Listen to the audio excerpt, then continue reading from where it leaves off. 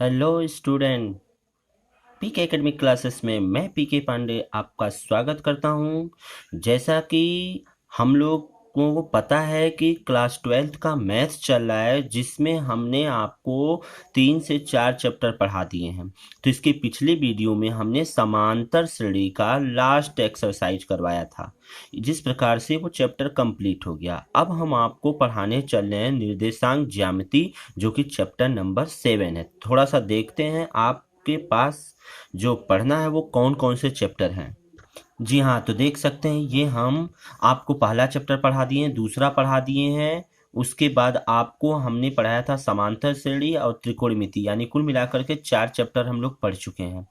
अब हम पढ़ेंगे, हमारा टॉपिक है निर्देशांक ज्यामिति, जो कि चैप्टर नंबर 7 है। तो जी हाँ, यही पढ़ेंगे हम।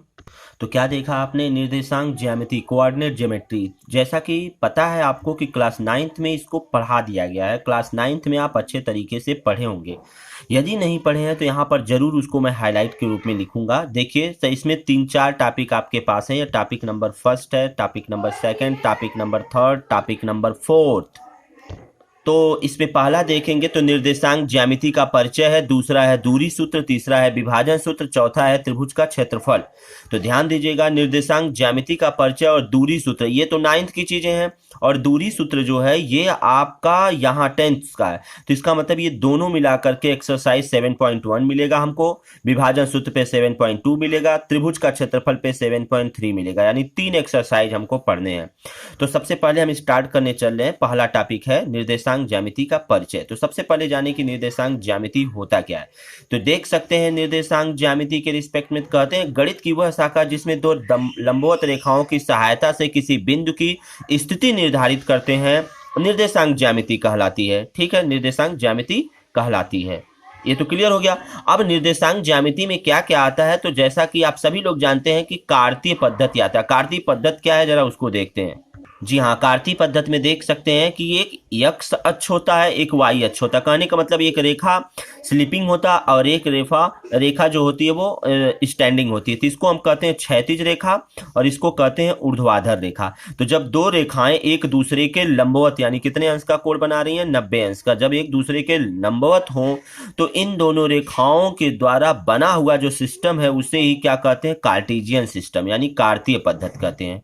ठीक, तो इसमें जहां कट करते हैं यानी प्रतिच्छेद करते हैं उसे जीरो यानी ओ मान लेते हैं, मूल बिंदु मान लेते हैं। उसके बाद इस डायरेक्शन में, यानी अगर हम दाहिने तरफ चलेंगे तो एक्स अक्ष होता है, बाएं तरफ चलेंगे तो माइनस यानी कि एक्स डैश अक्ष होता है। ऊपर की तरफ जाएंगे तो वाई अक्ष होता है और नीचे की तरफ जाएंगे तो वाई डैश अक्ष होता है। तो इस प्रकार से आपने क्या देखा, ये जो हमारा सिस्टम प्राप्त हुआ इसे हम कार्तीय पद्धति कहते हैं। तो आइए आगे देखते हैं इसमें क्या क्या पॉइंट मिलते हैं। जी हाँ, यदि हम नोट्स देखते हैं तो कह रहा ऊर्ध्वाधर तथा क्षैतिज अक्षों के बीच का कोण 90 अंश होता है। एक्स अक्ष के लंबवत कोई भी रेखा यदि लेते हैं तो वाई अक्ष के समांतर होती है। जैसे मान लीजिए एक्स अक्ष ये है और इसके लंबवत कोई रेखा अगर ऐसे लेंगे तो वाई अक्ष के समांतर होगी।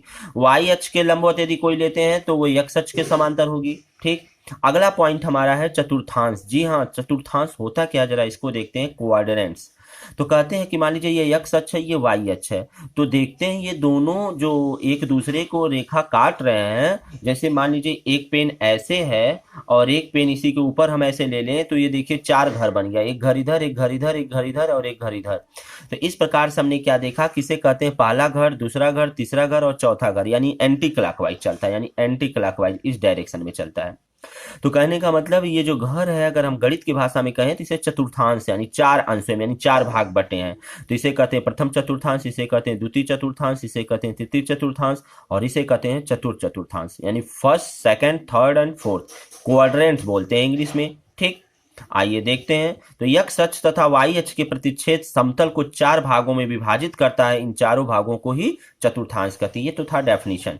ये पुनरावृत्ति है, 9th की चीजें हैं, इसलिए इसको थोड़ा सा जनरल वे में भी पढ़ा रहे हैं हम। आगे देखते हैं, हमारा टॉपिक है, जी हाँ, निर्देशांक क्या होता है, कोऑर्डिनेट्स क्या होते हैं, जरा इसको देखते हैं।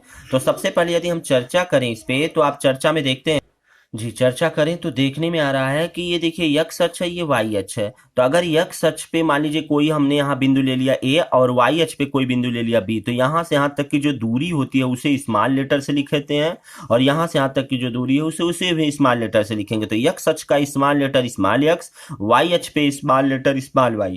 तो देखते हैं ये जहाँ पर मिला, ये जहाँ मिला, तो इसको ऊपर बढ़ा दीजिए थोड़ा सा और इसके समांतर खींच दीजिए। दोनों एक दूसरे को जहाँ काटते हैं वही बिंदु P, और उसी बिंदु P को ही निर्देशांक कहते हैं, जिसमें x अक्ष का x निर्देशांक पहले लिखा जाता है और कामा लगा करके y निर्देशांक दूसरे अक्ष पे लिखा जाता है। तो इस तरीके से जो पहले नंबर पे लिखा जाता है उसे हम भुज कहते हैं, जो दूसरे नंबर पे लिखा जाता है उसे हम कोटि कहते हैं। तो निर्देशांक के लिए भुज और कोटि मिलता है। तो यानी कह सकते हैं, अगर यहाँ से हम कहना चाहते हैं तो लिख सकते हैं कि निर्देशांक बराबर जो होता है ये क्या होता है, भुज कामा कोट। इस तरीके से हमको एक प्राप्त होता है, भुज और कोट। ठीक, अगर हम देखें तो x निर्देशांक को हम क्या कहते हैं, भुज कहते हैं, और y निर्देशांक को क्या कहते हैं, कोटि कहते हैं। इस तरीके से, जी हाँ, तो ये हमारा निर्देशांक हुआ। अब इससे रिलेटेड यदि कुछ नोट देखें तो कार्तीय तल वह समतल जिस पर x अक्ष और y अक्ष स्थित होते हैं कार्तीय तल कहलाते हैं। इसे एक्स वाई तल भी कहते हैं, आगे मिलेगा आपको आगे चल करके। देखिए, भुज को x कहते हैं, कोटि को y कहते हैं, यानी इसको एब्सिसा बोलते हैं, इसको ऑर्डिनेट बोलते हैं। अगर बात करें भुज और कोट तो ये हो जाएगा निर्देशांक के बराबर। एक थोड़ा सा पॉइंट इसमें और बनता है, चिन्ह निर्देशांकों का चिन्ह परिपाटी क्या होता है। तो ध्यान दीजिए जरा, निर्देशांकों का चिन्ह परिपाटी। तो कहते हैं निर्देशांकों का जो चिन्ह परिपाटी है, इसमें जो x वाला इधर अक्ष है इसको पॉजिटिव कहते हैं, इधर जो है उसको निगेटिव बोलते हैं। ऊपर की तरफ जो उसे पॉजिटिव बोलते हैं, जो नीचे की तरफ है उसे निगेटिव बोलते हैं, y वाला। ठीक, तो ये फर्स्ट, सेकंड, थर्ड, फोर्थ हो गया।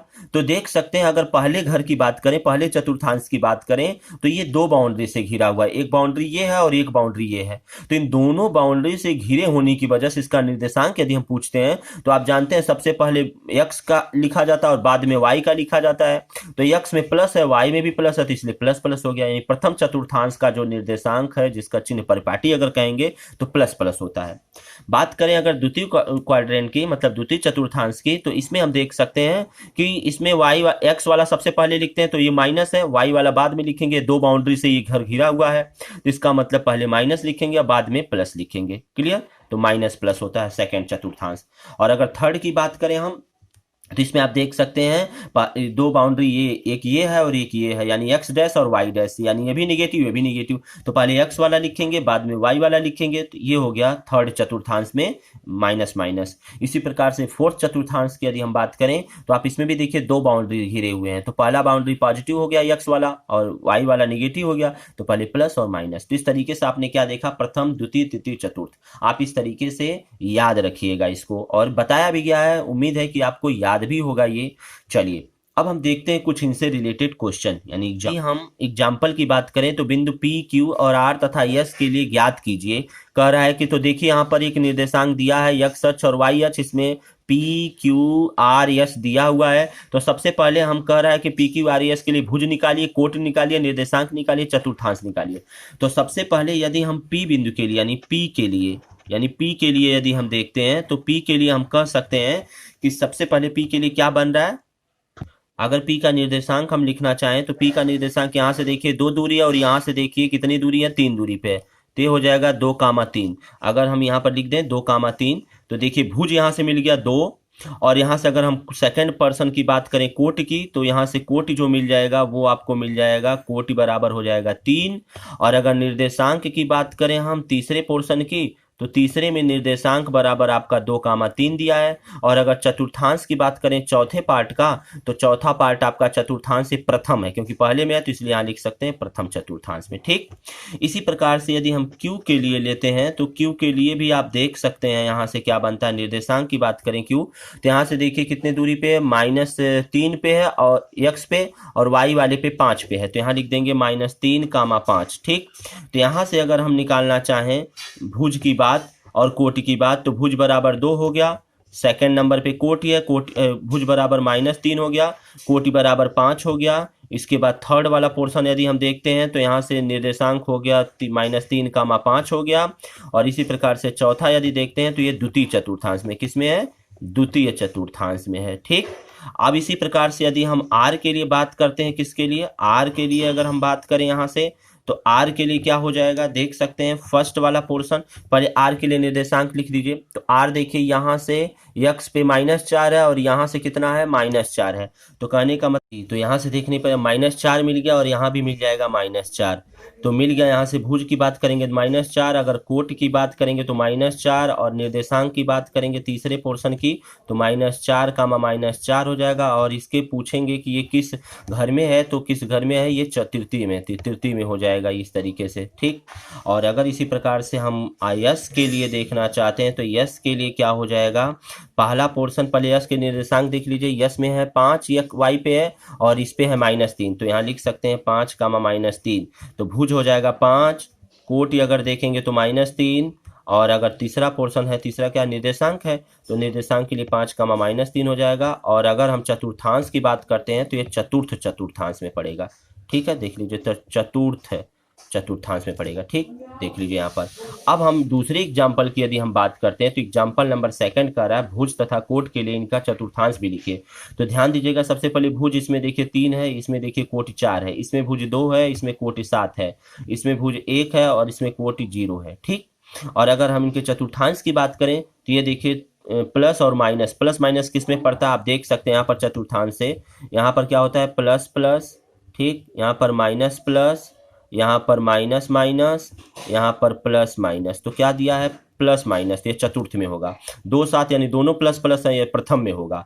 1 0 यानी दोनों प्लस प्लस है, इसका मतलब प्रथम में होगा। तो ठीक है, इस तरीके से आपने देखा, आपका एग्जाम्पल मैंने करवाया। यदि वीडियो अच्छा लगा हो तो लाइक तथा शेयर जरूर करें, और चैनल पे नए जुड़े हो तो चैनल को सब्सक्राइब करके बेल आइकन जरूर दबा लें। इसके बाद हम आपको एक्सरसाइज नहीं बल्कि इसमें एक पॉइंट और बचा है, उस पॉइंट को देखते हैं। तो ये पॉइंट है आपका दूरी सूत्र। तो हम अगले वीडियो में आपको दूरी सूत्र पढ़ाएंगे, उसके बाद हमारा एक्सरसाइज रहेगा। तब तक के लिए धन्यवाद।